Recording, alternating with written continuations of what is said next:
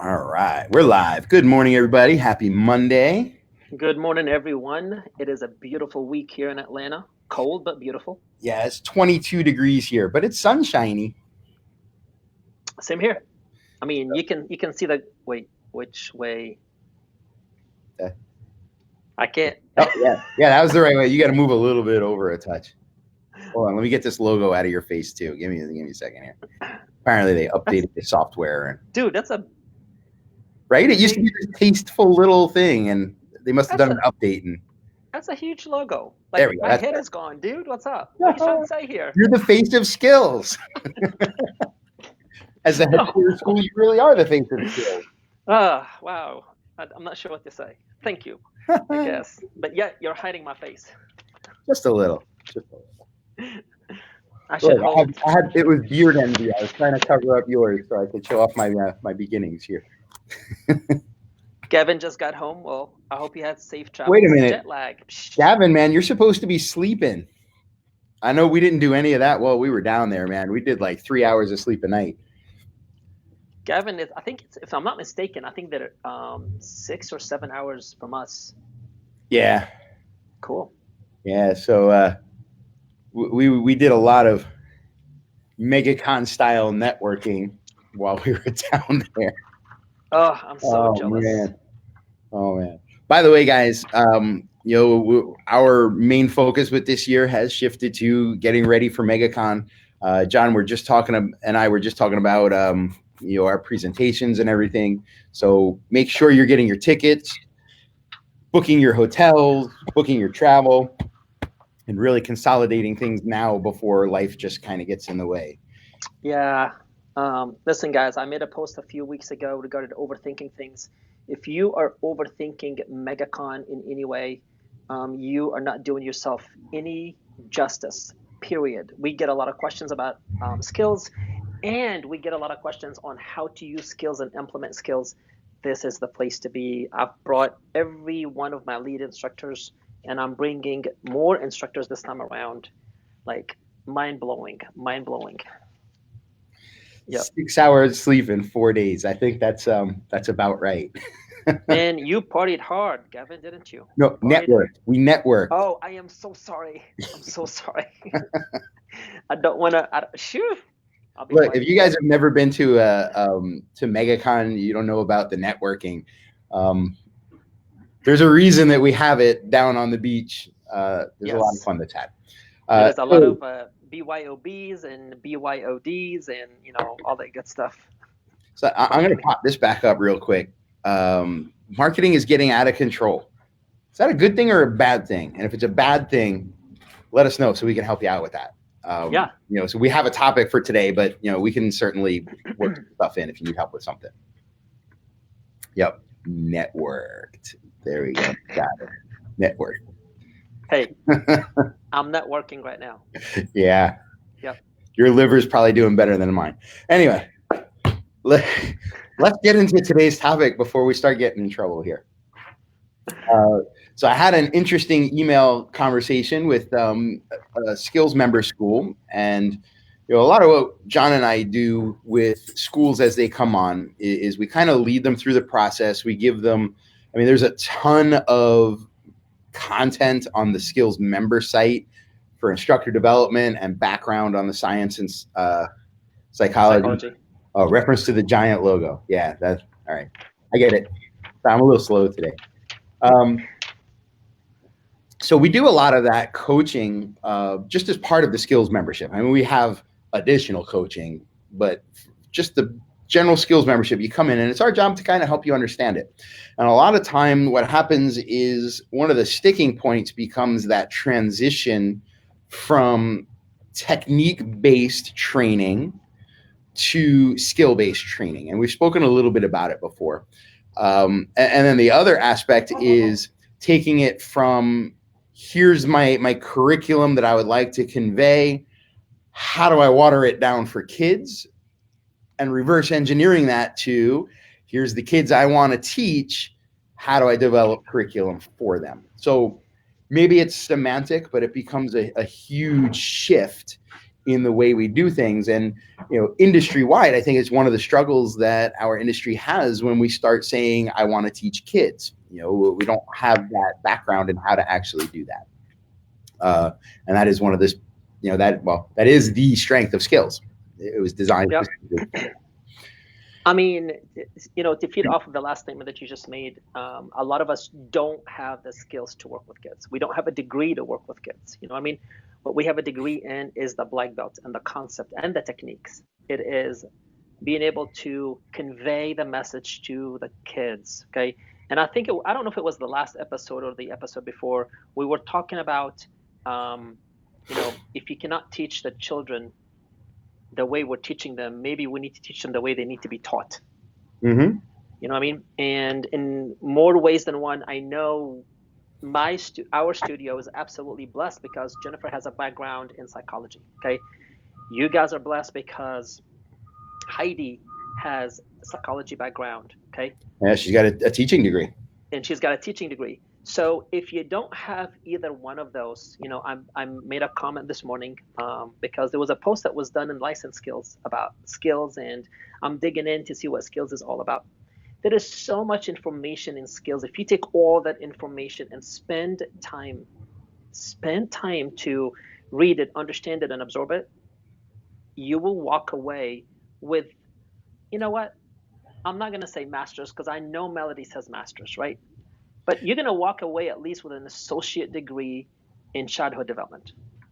So when Heidi went to college, she was already a Skillz instructor. What's up, Jackson? He's probably still awake, man. That guy is a beast. Our team competed against Jackson's team a few years back. And I don't know if Jackson remembers that or not, but yeah. Yeah. Oh no! It's all good. It's all good. We're all martial artists. Nothing. No bad blood. No bad blood. It's all in good fun. Yeah. Yeah. So when Heidi went to college, in the coursework that focused on education, she walked right through it. And in fact, the teacher was so impressed with the level of knowledge that she had and with the materials that she brought in from Skillz. So I could very much. Where was that? Oh, I'm here. Right. Yeah, Jackson wants to know where your teams competed there. Yeah, I'll go right along with that and say that it's degree quality education if you're jumping into it at that level. So, there's two aspects, I think, to the Skillz curriculum. One is the fact that I think most schools start with their curriculum that they're teaching, try to, I guess for lack of a better term, water it down to fit kids, and then hope that skill develops out of that. Whereas with Skillz, we looked at the natural stages of development that kids go through, which is why we have the age groups that we have. It wasn't randomly selected. These are psychological, educational, neurological, physical stages that kids go through. There is a specific set of characteristics that human beings exhibit at each stage. And they are, while it's dangerous to generalize anything, with 90% accuracy, outside of anomalies on either side, what we would term maybe the exceptional learners, you can go to any 3 and 4-year-old and see or expect to see a certain set of, this is how they play, this is how they communicate, this is how they act out, this is their physical ability. So what we did in Skillz, and I say we loosely because it was Melody, but yeah, I'm willing to share that credit. She started with the skills that kids are already learning developmentally, and then said, what martial arts concepts can we use to supercharge the development of those skills? So that's why it doesn't always work to just take an adult curriculum and water it down. It's better to take the child you're trying to teach and plug in things that they need. Well, I mean, again, we always say Skillz, it is the science and psychology of understanding children, right? And we use martial arts as the tool. So that in itself is big, and that's what a lot of our parents who call us on the phone or ask us questions, that's what really stands out. And when you tell them the price is understood because, they're like, oh, you're a childhood development facility. Yes, we are. Yeah, you wouldn't think twice of, paying for your child to go to the doctor or paying for your child to go to a therapist. You would think twice of paying for your child to go play. Mm-hmm. When you can put the two together, I mean, we're not really talking business or marketing today, but it all does overlap. When you can really highlight that to parents, and not just because you read it off a document, guys, you need to do your due diligence and learn all this stuff. But when you could really highlight that to parents, they won't think twice about signing up. And if they do, they might not be a good fit for your school, or it just means you haven't found a way to explain it to them yet. Yep. And a lot of times it's really best to explain it to them on that initial phone call. Yeah. Let them know who you are. In other words, just like we do the pre-evaluation for that initial class, or that, when a child first walks in the door, it is so you would know what to expect and what not to expect out of that child. But it's also for the child to know what they need to expect and what not to expect out of our studio. We had a mom that called last week. She had previous training in martial arts for 2 years at one of the studios nearby. I explained the stuff over to her. She walked in with a pre-evaluation, and his class was about to start. And I was like, hey, would you like to stay and watch the class? Better yet, why don't we put him in the class right now? I think he will do fine. She was sitting there watching, and her mouth was wide open because she was like, you guys teach so differently?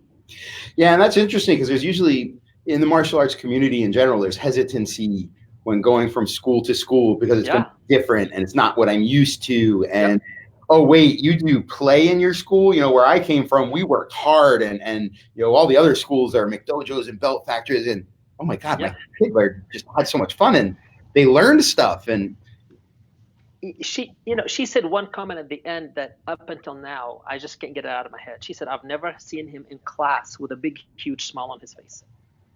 I was like, check mark. When you can tie something to an emotion, it's powerful. We've all been through school, and you had that one class where the teacher's idea of teaching was, I'm going to read out of the books and put notes on the board. You will copy the notes into your notebook, and then I will do a notebook check, and then we will take a test. Yeah. And you probably don't remember very much from that class. And then we've all had that teacher that walked in and wore the funny shorts or told jokes or had stories about stuff. And we can remember both that teacher, how they made us feel, and the lesson. When you can tie things to lessons or to emotions, the lesson is remembered a little more innately than having to access just sterile information there. It becomes more of who you are. So there's a lot of power in that in our classes. And that's what we leverage with, the dose concepts with dopamine, oxytocin, serotonin, endorphins. Every class is based on chemical processes that happen in the brain, not just on, I've got to teach my technique because otherwise the ancestors will haunt me. So and each one of the steps in the classes, whether it is the warm-up, the mat chat, the drills, whatever, has those 4 chemicals of the brain embedded in them, like strategically. To the point of the class format is designed to stimulate learning. Yes. It's not just done because that's the way we decided to do it and fit everything in. We were chatting this weekend with so if you guys don't know yet, Gavin and Jackson are now the official Skillz UK representatives. Congratulations, guys. So part of what we were doing this weekend was kind of bringing them on board with the Skillz ideology. And, we went over that. This is why we run the class this way. That stimulates fluid intelligence and crystalline intelligence and active learning and, all these different things. And it was very thought-provoking, I think, for them. And you guys can correct me if I'm wrong. But I think it was very thought-provoking and really got their juices going about, what's going to happen with this. So let's talk about the techniques that we do in class. One of the conversations that I had that I mentioned that kind of spurred today's broadcast was that we don't see continuity. What happens when a child comes in at early skills? We just take our techniques and water them down so the younger kids can get it at their level. We don't see the continuity in technique in skills, where you're teaching them the basic version of something and then the more complex version, and then finally they're able to just do it like the grown-ups can. So I would say in one sense it's true that we don't necessarily go technique to technique to technique. In many cases we do. So you could very easily, I pulled out or had Heidi get me the curriculum book. So Skillz curriculum is, let me get it on camera, it's pretty robust, if you print it all out. This is just the testing documents. There's 3 per class, and we've got like 7 different programs running. So, you could look at this, and for example, early skills, they have a rolling skill.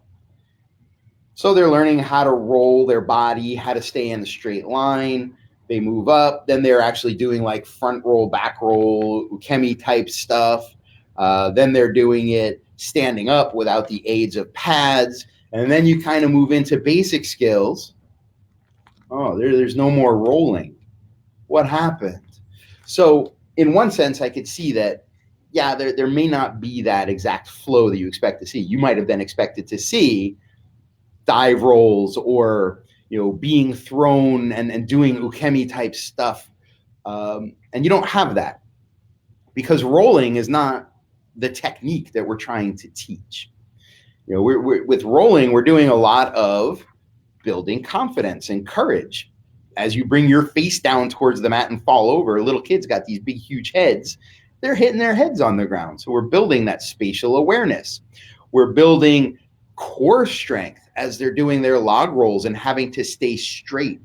We're also working emotionally as they're learning to self-regulate themselves and not just roll crazy all over the floor and wipe out all their friends, but to slow down, pay attention to technique. Now, technique is a skill in one of the programs. So while we may not be rolling anymore, we are paying attention to technique and technical ability and what that means. Conversely, you could take something like the discipline skill, or let me work even earlier. You could take something like the punching skill in early skills. So in early skills, we're teaching them how to keep your hands up, what a punch is, how to make a fist, how to have the visual acuity to actually hit a pad. We start to, in later ranks, work across the center line, right? We know that little kids can't do that very well. The brain hasn't developed. But from punching, you could go right to basic skills, and now you're looking at things like memory, where now they're learning different types of punches or strikes. You're looking at focus, where now they're starting to focus on moving targets and do combinations of stuff. Then, of course, you get up into core skills, is a little more what you expect from martial arts. Now they're punching with speed. They're learning how to hit with power in their breaking skills. They're learning how to put combinations together. So the skill definitely has a progression, whether it has technique or not to it, that you can see. And I think some people do get lost in that. So if I was new to the Skillz program and I had those questions, for example, we have a lot of throws, so I just break it down for the little kids and I have them break the throw into 3 separate pieces. And I don't understand why Skillz doesn't do that. For a brand new person just looking at Skillz, how might you describe that difference simply? You're focusing on technique. You're not focusing on the skill for that age group. But the skill to do the technique, right? I mean, you got to keep in mind that they're 3 years old. You're trying to teach algebra 2 to a kid that needs to learn simple math, 1 + 1. So instead of us trying to drill it in their head and then they'll come to a point where they're like, it's either too hard or I'm too bored with it. And then they end up leaving. Yeah, I mean, that's a good point. Some things are, and here's where you start to see stage of development come through. You know, when you get to early skills, if something is too hard, they'll just say, I don't want to do that. And they shut down. And they shut down. Now you lost them. Yeah. They want to do their mouth, and that's where it's, my belly hurts, I got to go to the bathroom, I got to go see mommy, or they're running around, and your complaint now becomes not having problems conveying this concept to the child. This is where we see instructors say, I can't get kids to listen. You know, I'm a babysitter, and it has nothing to do with the end result. It was how you got there. And I think when you start to look at older age groups, basic skills, I think, will do a little better with that. So I think most skills actually do start teaching around 5 years old, probably. And those kids are so up to pleasing you that they're willing to step out of their comfort zone. But then you go severely back downhill with core skills. And if it's too complex, their stage of development, because of the way their brain is they are overthinking everything and shut down completely. And then the instructor complaint becomes, these kids, you know, they don't even put in any effort. You know, I can't even get them to try. And it's not the kid. It was what we were trying to teach. And then, of course, we know in extreme skills, if they think they're going to fail, they want nothing to do with it. They don't even want to try. They don't even want to try. Or if they do it too well, they don't want anything to do with it because you're going to call them out. Yeah, it's too easy. 8-year-olds don't like attention one way or the other. So how do we start to introduce this into our classes? I mean, I know not everybody's on this broadcast is a Skillz member, and even some of them that aren't the higher level memberships. What are some simple tips that we can offer somebody, or some guidance that we can offer somebody on how to start doing this a little bit? I mean, I know there's a lot of material on the website that they could read, but oh my God, there's enough material out there that if they just simply take it and absorb one age group at a time, just understand one age group at a time, it will be a whole lot easier. You know what I mean?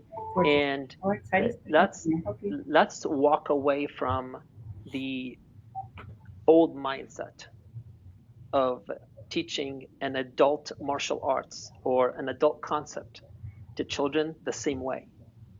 Let's walk into the fact that when your child goes to school, what does your kid do when they go to preschool? Okay, what does your child do when they go to kindergarten and first grade? And if you tell me for by any means, well, my child is so smart, you know, he can read Harry Potter when he was 4 years old. Yeah, so did my child. But yet, the fact that he can read, that's great, right? But psychologically, he's still 4 years old. Not because he has a high IQ level doesn't mean I'm going to take my child and try to give him calculus. Okay? Sure. And you know, that's actually a great analogy, the reading. You know, I was an early reader. By the time I went into kindergarten, I was reading at probably a second or third grade level. However, in Skillz, we also recognize that there are 4 stages of development, and intellectual is only one of them. Exactly. And one of the challenges I had as a child is I was extremely intelligent, but I was also the youngest in my grade. Yes. Such that I had 0 social skills. Emotionally, I was just a mess. Yep. Physically, I was tall and strong. So what tended to happen, and I see this a lot in martial arts schools, is that I was judged based on what people heard me say and what I looked like. Yep. I was not ready to thrive. And in fact, being probably the smartest in the school worked against me. And I actually came in, I was actually like, I don't know, rated like at the 60th or 75th percentile in my class, not because I wasn't smart enough, but because I couldn't cope with all these other things. So I acted out. And in martial arts schools, we see it all the time. When a child comes in, he says, oh, you know, I have this 3 to 6 year old class, but this kid is so big and so strong and he's wicked smart. So I put him in with the teenagers. And then what happens? he gets hit, and then you complain that, this kid is so strong, but he's such a sissy because he's not emotionally or socially ready to be in with these other kids. He may be able to understand the concepts. And in fact, I think all of us have probably at least one stage of development where we excel. So, I'm glad you brought that up, because intellectual is one thing, emotional and social is a whole different ball game. And then you've got the physical aspect, right? A lot of the parents go, my child is so physically active, he can do this, he can do that, he can do this, right? Great. So that's one entity out of four. My child is so good, he can read and blah, blah, blah, blah, blah, right? So that's two entities out of four. What about the other two? Mm-hmm. What about the emotional and social part, right? We had a kid that came in, and they signed up in December, and within 2 classes, Jennifer and I were like, nope, we are not going to do that. Pre-evaluation was fine. Okay? Pre-evaluation was excellent. Group class, he couldn't handle it. So we went back to what we tell everybody to do. Instead of letting them go, do 15-minute private class a week for the same tuition until the child is ready. Dad comes to me last Friday. He said, I am so glad you guys decided on what you decided on. We had him evaluated 2 weeks ago. His left side of the brain doesn't connect with the right side of the brain. So information processing is a bit hard for him. You guys made the best decision for my son, and I didn't even know it. How old is the kid? He just turned 5. So that's completely normal, and that's something we understand in Skillz.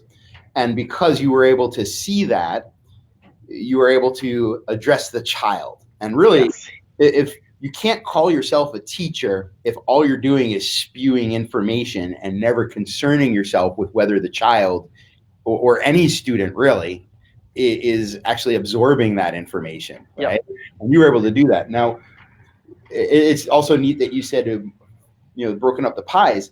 So if you look at soccer or baseball or football, either type, because I know we have our UK team watching today, right? The round ball type or the oblong ball type. Most of those teach physical skill. Most of those teach intellectual skill, because you need to know plays and how things work and be able to read the field. What other sport is also teaching at the same level and as a direct lesson, not as a byproduct, emotional skill or social skill? In team sports, they'll say, oh yeah, we're teaching social skills because it's all about the team. That's not social skill. That's almost a little brainwashing. I mean, we know that teamwork is important. I'm not going to say that, but that's almost like brainwashing the way that you see it happen. Yep. We've all had martial arts students that sign up for, soccer. And then they say, well, we can't come to class because the coach says that we need to have dedication. And we said we're going to do something, so we have to do it. So we have to be in soccer practice.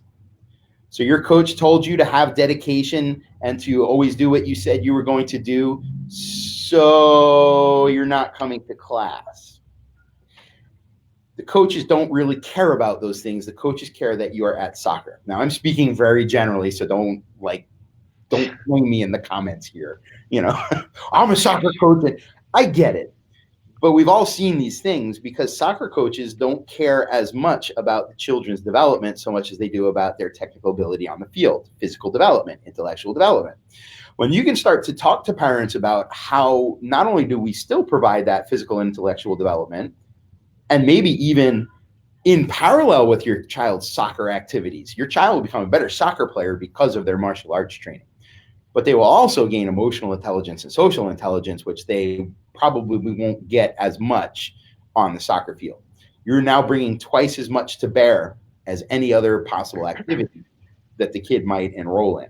That's powerful on that enrollment process. And again, that's not necessarily our thrust of conversation today, but there it is. For you guys watching on the other side of the pond, you can definitely check out. Gavin posted this in the comments. You can see the whole link there. It is skillzconnect.co.uk. You guys say .co or do you guys say .co?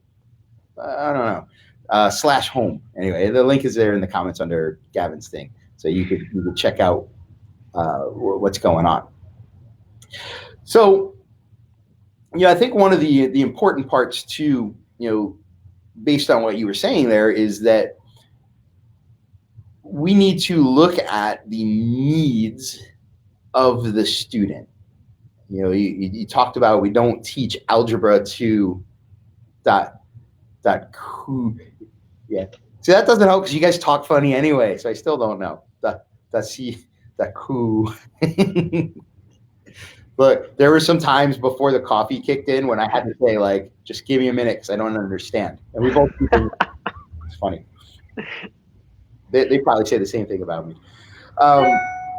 So, we need to kind of look at the student as well. And you mentioned the pre-evaluation process. So briefly, or not, how does that pre-evaluation process give us insight into what this child is going to be able to learn or what we should do with this child? I mean, first of all, every single age has the 8 skills. Okay, the 8 skills are kind of divided up nicely in the sense of it's going to be intellectual, emotional, social, or physical, somehow or another, right? And by the way, this is all trademarked and copywritten, so copyrighted, copywritten. There you go. Copyrighted. I'm not sure. Copyright protected. Yeah. So yeah, don't leak it out. So during the pre-evaluation, we have certain exercises that we're doing that is given to us for us to test out the 4 different stages of development. So the evaluation process, same evaluation process for everybody? For that age group. For that age group. So we even start, when a child comes in, one of the first questions we ask is, how old is your child and when is their birthday? Because if you say 4.5 and it's really 4 in like 3 weeks, because you know how some parents are, you might get the 3 and 4-year-old thing. But if the child is, they're 4, 4.5, and their birthday is tomorrow, they might get the basic skills or something in between. Heidi does them all. She's really skilled at being able to go in between and still assess everything. So you have unique, specific evaluation processes for each age group. Yep. All right. So, all right, now keep going. How does that evaluation process kind of give us the insight with pies and abilities and stage of development and all that stuff? So each one of the drills is going to tell me how that child is going to react to what we're doing. Are they going to be, and we get to score them, of course, based on how they react or how they understand it or what they do. And the score is either 1, which is really low, or 5, which is really high. But that tells me a lot whether I want that child to be in a group class or, you know what, Mike, I think he needs to be in a private class. It's the same monthly tuition, so on and so forth. But that tells me a lot as an instructor, and it tells the team a lot as instructors. So that way, when he comes to class, we know exactly what to expect when it comes to those categories. So why would it be the same tuition? I mean, now I got to dedicate extra time and one of my team members, and we don't even know if this kid's going to sign up. Sure. So here's the thing. I signed them up on our, I guess, whatever plan we have, right? Or whatever plan they want to go with. And instead of coming in, doing a group class 2 days a week, it's going to be a private one-on-one class, okay? 1 day a week for 15 to 20 minutes. And the reason being, I'm going to be able to really take your son or your child and cultivate him properly to understand or to learn how to do the classes, listen better. Yeah. And it's going to also give me extra time to know whether he's, for example, if his IQ level is up here and I'm not speaking his language, this could be boring stuff, right? But if he's an IEP and I don't know that, it's also going to tell me that he's an IEP. Yeah. We always ask, are there any learning disabilities that we need to be aware of? And the answer is always no. Exactly. And then when they get there, they go, oh, by the way, yep. So it lets us help that. I think in one sense, it's important to dissociate the transactional nature of what we do from the education process. We don't want to get into a habit of saying, well, we're going to do this, but it's going to cost you that. Now, there are Yeah. costs associated with everything. I understand that. And the way you bill, maybe there are add-ons or downgrades, whatever. But I think it's also important, we model ourselves far more on educational facilities. So what you're paying for is not the per class. It's not the amount of hours. It's not the fact that you're earning a stripe or not earning a stripe or promoting or not. You're paying for us to work with and enhance your child's development. Individual, whether you're in group class or you're in private lessons, you're still getting an individual education. And I think it's also important with that in mind to then prove it by first figuring out where that child is. And this is why Skillz is so age specific. I need to know, like, if I want to get from here to John's school, I need 2 pieces of information. First, I need to know where John's school is. Second, I mean, it's Skillz headquarters, so if I didn't, I'd be in trouble.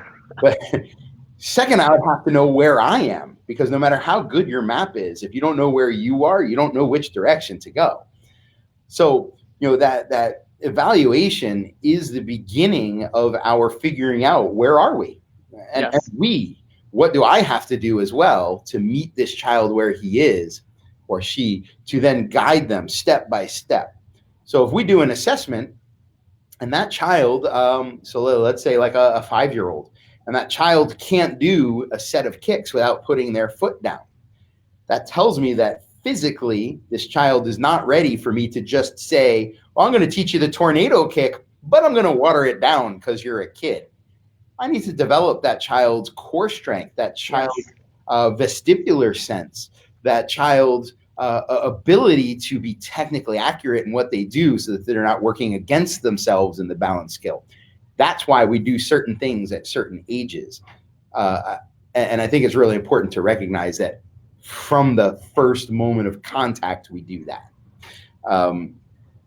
So we go through the evaluation process, and maybe you did your couple private lessons, or sometimes we even find it appropriate to bring them back a program. So I might take a 5-year-old and start them for early skills we usually say we recommend 3 belts. Yes. The program is kind of built in 3 belt modules. They don't always need it. Sometimes they just come in, they do a few weeks, and that's all they needed. That's cool too. But we get them into class.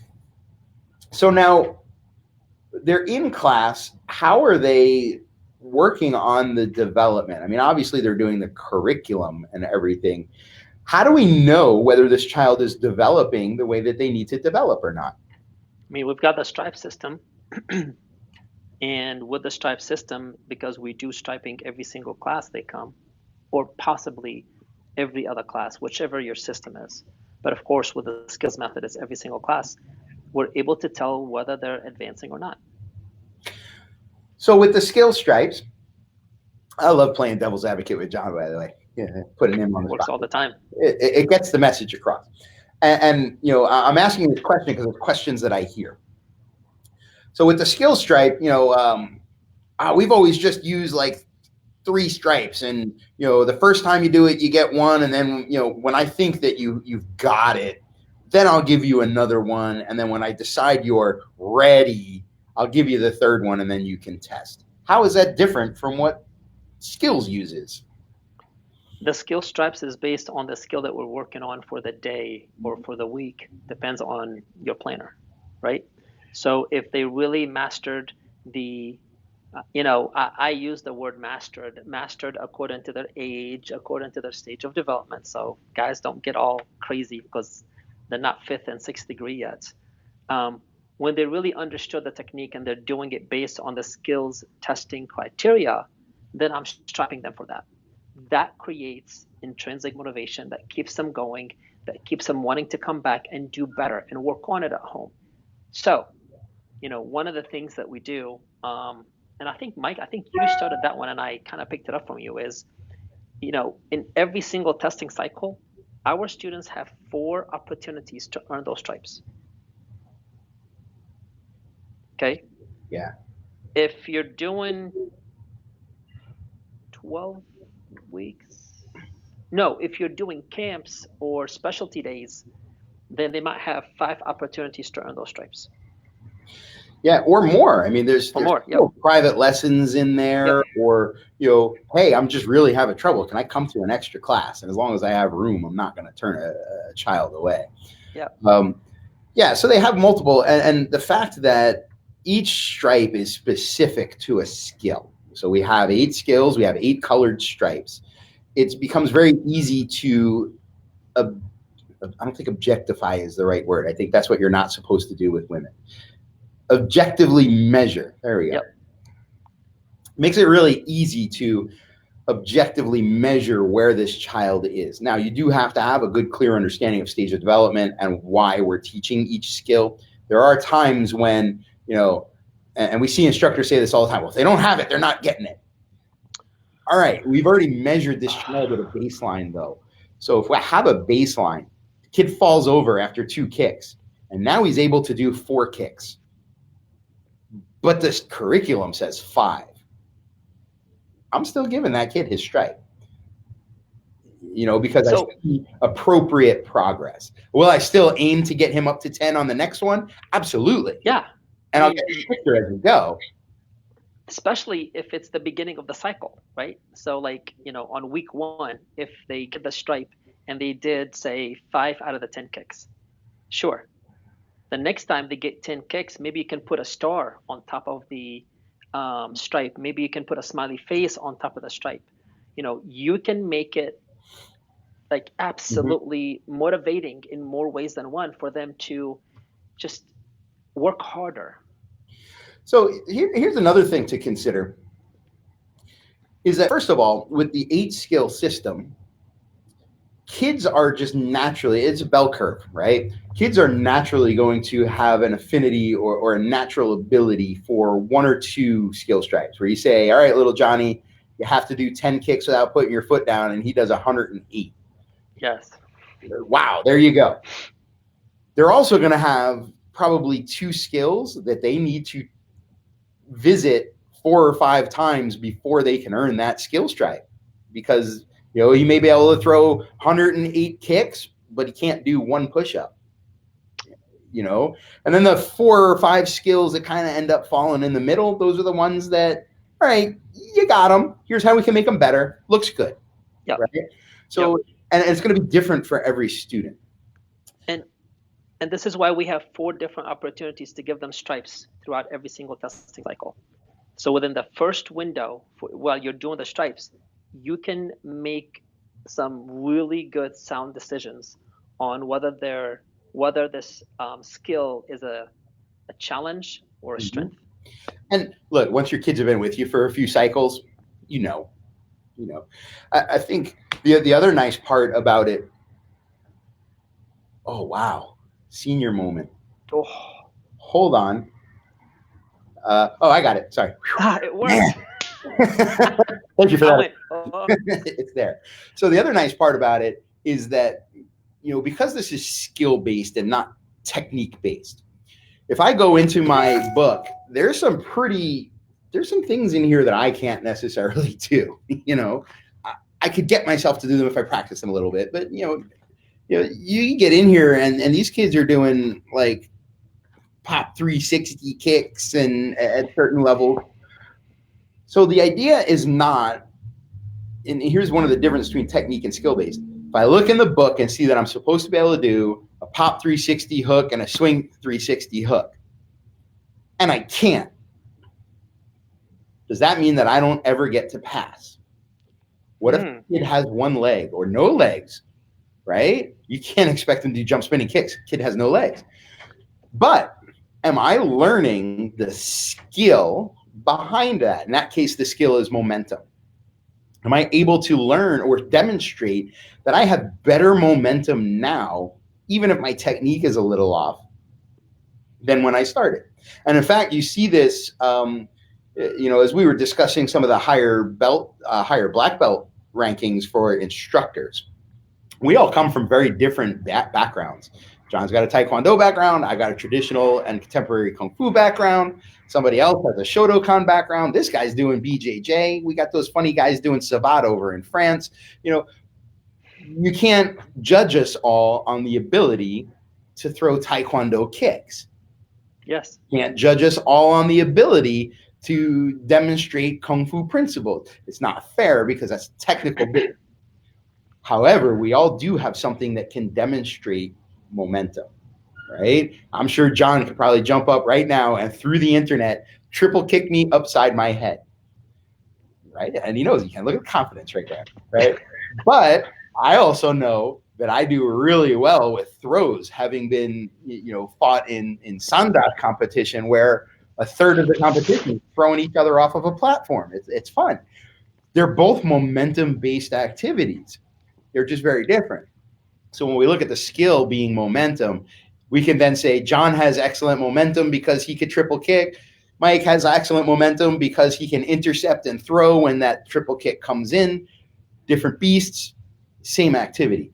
So when you look at your kids this way, it's not, well, can he break a board or can he do this form perfectly? Because that's what the book says. You need 10 moves of this form. So Yep. Teaching that. That is the method through which I'm teaching attention to detail, technique, momentum, coordination, concentration. But those are the things that I'm really trying to teach. And if they're getting better, that's what matters. And I think that's one of the reasons that people struggle with that shift from technical-based measurement and teaching and skill-based, is they're looking at that technique and what happens if a kid can't do it. So you probably come up with a lot of this because, John, I know you're pretty strong with the Spectrum program. So now we're not talking about like quote unquote typical anymore. These are more exceptional learners. Are you able to shift things like that? Yeah, and I think, at this moment, we're blessed enough that a lot of our Spectrum kids, we don't necessarily have a Spectrum class yet, right? Mm-hmm. But what we have is the same concept, same method. Hey, Mike, you know what? I totally understand your situation. What I'd like to do is have you do the private classes 1 day a week for 30 minutes. Okay, with Spectrum Skillz, we do it for 30 minutes instead of 15. But I let them know we might start at 15, working into 30. Yeah. And then. So that's like to an extreme, everything we were talking about. Of course. Listen, most of our typical kids, maybe 1 or 2 lessons they're into a group class, but those Spectrum kids, by the way, if you're not familiar, Spectrum Skillz is for kids on the autism spectrum. There's one for 7 to 9 and one for 10 to 14. Anyway, yep. So you're really taking that to an extreme and individualizing for them. We run a business, right? And we all want to get paid. And we've heard it 20 million times in 20 million different ways as I'm not a babysitter, I'm not going to do this. Okay, guys, just do the math for a second, right? If you're charging $100 a month, okay, $100 a month, and it's going to cost you approximately, what, $25 per week to do the private class for the 15 minutes? Can you tell me, are you getting paid $25 an hour right now while you're running your studio? I'll take it the next step. You know what I mean? When you're teaching a skills program, first of all, your retention numbers are going to go up because you're teaching to what the kids need. Exactly. But second of all, when you take that personalized attention and you're able to say, Mrs. Johnson, I noticed that little Johnny is really challenged by the skills that relate to his emotional development. So what I would like to do is work with him a couple classes on me that, and sometimes we'll do that even before people enroll. If we have a good feeling about the relationship, we'll say, look, don't pay us a thing. Let's see if we could do 3 classes private lesson. So my mindset could be, where am I making my money? My mindset is still, where am I making my money? Because I guarantee when I sign up Mrs. Johnson, and I'm not signing up a 1-year membership anymore. So in my school, my biggest drop off is at 3 months. After 3 months, people tend to stay with us so long that my software hasn't been able to measure what my stick time is yet. Yep.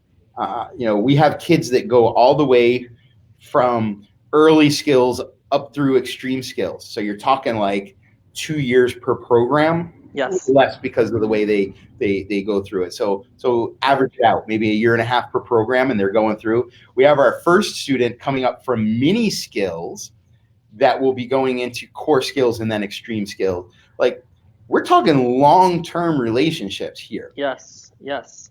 And we're shifting and growing with them as they do, because we teach based on stage of development. And they're not bored. They're not repeating the same thing that they did at mini skills or from early to basic. They're getting different skills. But earlier, what I was saying is, we are in business to make money, but we're more in business to serve others. And when they realize that 15-minute private class a week for the child who has, some sort of disability, okay, that turns into a service, that turns into, oh my gosh, they really care about my child, right? Yep. So then they will refer 4 or 5 others to you who are in the same situation.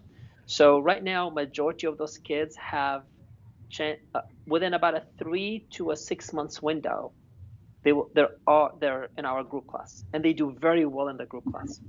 Every now and then they'll have their little tics or their little, spurts of just, saying stuff out loud. But I'm like, hey, you know what? We're in class, right? Yes, sir. Okay, awesome. What is everybody else doing? Yeah. Yeah. And every now and then you're going to have a code word or a keyword with each one of them to realize that they're going out of control.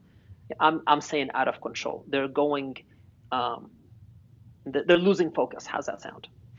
So one of them, I'll say, hey, focus, and I will tap right here. Another one, I would say, hey, listen. Yeah. So if each one of them has a code or a cue or something that helps them come back down and chill out, hey, it works. And we establish that in the class. So I could also see that backfiring, not for us. Sure.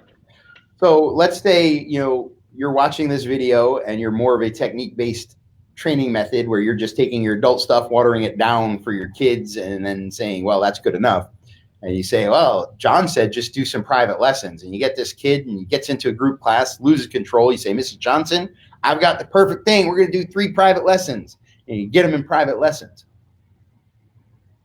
And then you try to teach the same thing you were teaching to adults or to your general class, but you're never able to address the underlying developmental challenges. Now you said, man, even with private lessons, I can't get through to this kid. Your kid just isn't good enough. So check this out. And I'm speaking a little bit, hyperbolically, but we see these conversations all the time. So I'm not making it up. I'm just exaggerating. No, you're not. It's funny you said that, because the other day in the organization that I belong to, there was a post that was made in there. Hey guys, who teaches ADHD kids, blah, blah, blah. And, I need some help. And I was like, okay. First of all, these individuals have been following, Skillz for a long time, and they stalk. Like, they flat out say, yeah, we're just stalking the page. Okay, great. How long ago did you start this program? Oh, about 3 weeks ago. Okay. Are you using Spectrum skills? No, I just need some help in organizing them I just need some tips here and there. I'm like, it's not about tips here and there. It's not about tactically. It is this mentality of, I'm a black belt and I can do it. Dudes, do me a favor, guys. Hey, Mike, when you came over to the studio, and even, Melody, I don't know if Melody realized it or not, I don't wear my black belt when I walk around anymore. My black belt is hung, and I take it off on purpose.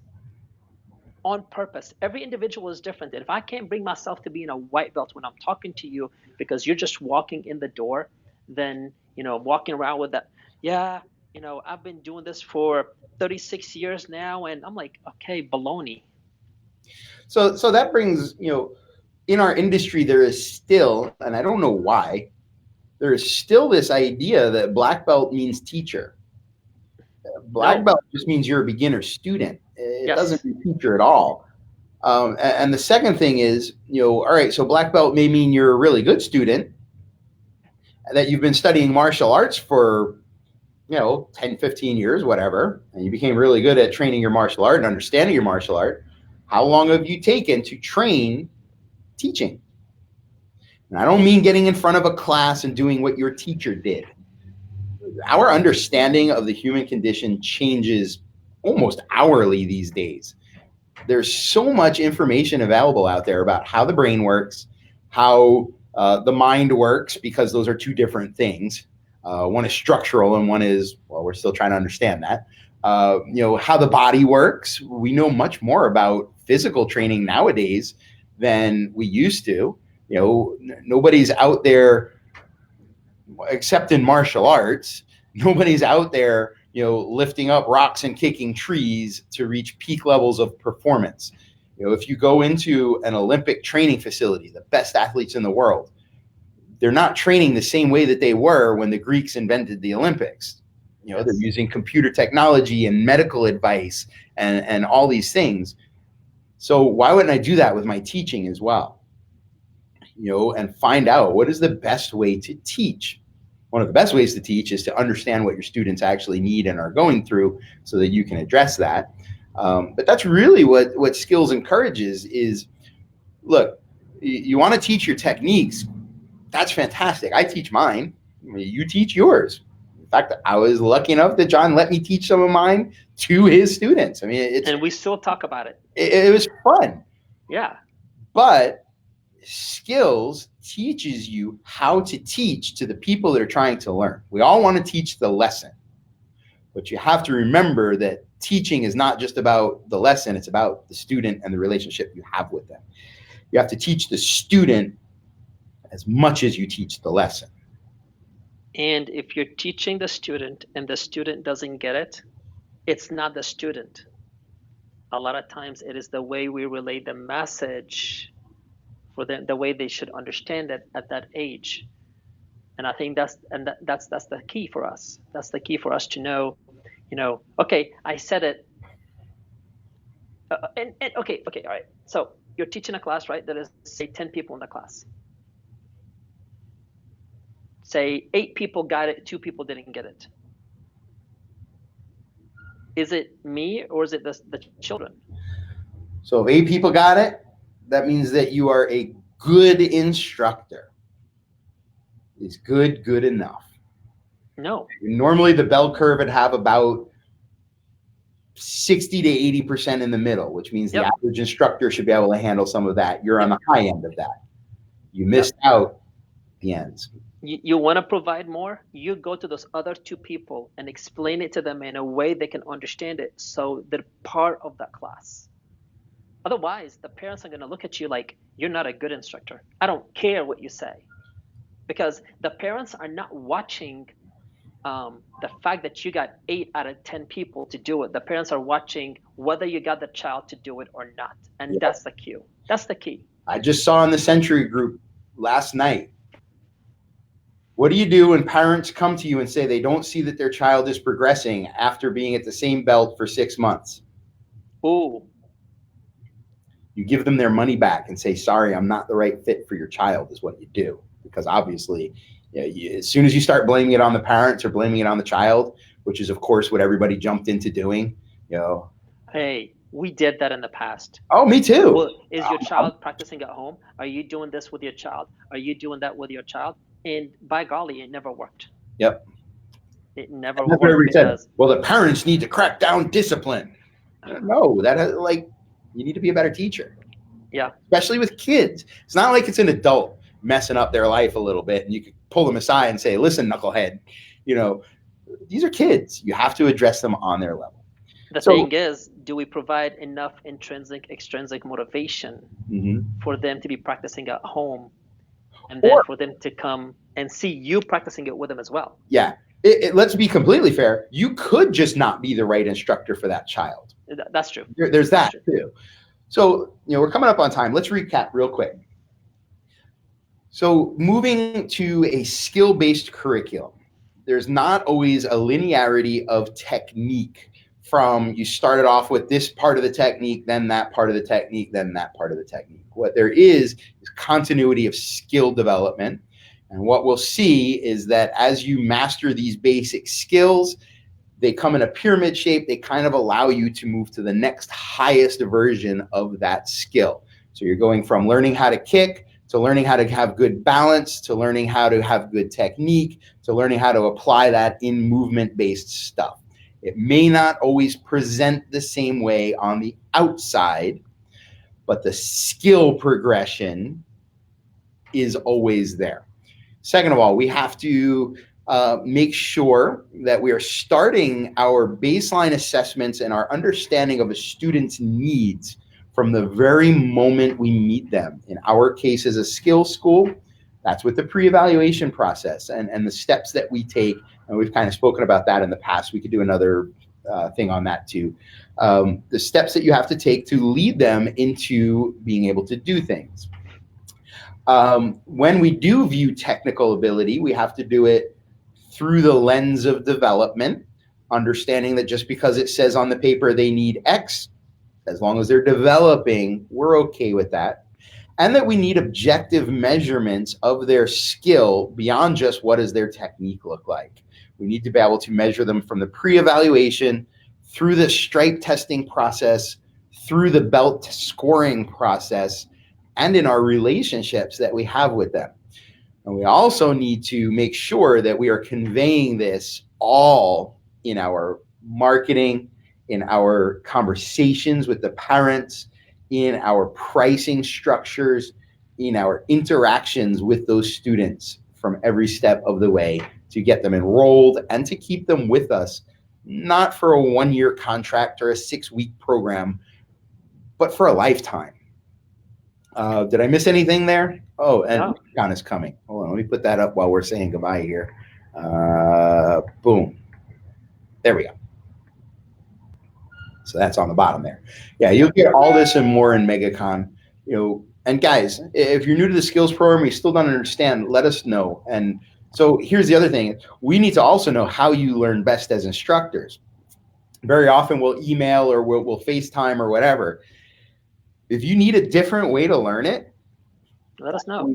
That's what we do. We will take as long. I mean, somebody recently thanked me for my patience because it's been like months of speaking with them. It's not my patience. It's because I want you to learn. That's all. And one more thing, just so people know, MegaCon is not for skills schools only.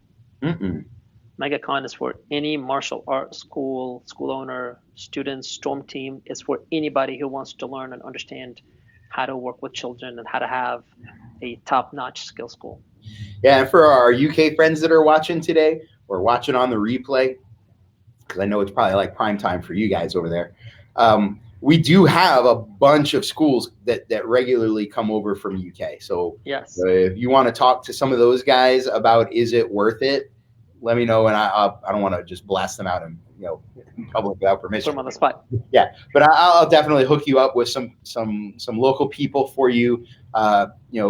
Gavin and Jackson have a great understanding after this weekend of what's going on, so they can answer a lot of your questions. We would love to see you guys. It's beachside in Florida in a time where, I'm just going off of stereotypes that we kind of understand about over there, but I'm sure it's going to be rainy and foggy for you guys. It's going to be beautiful beachside down in Florida at a gorgeous resort. Yes. Plus you'll learn some cool stuff and meet some cool people. All right. So that is our show today. If you guys come up with questions afterwards, feel free to message us either here on the page or privately, or reach out to Gavin and Jackson.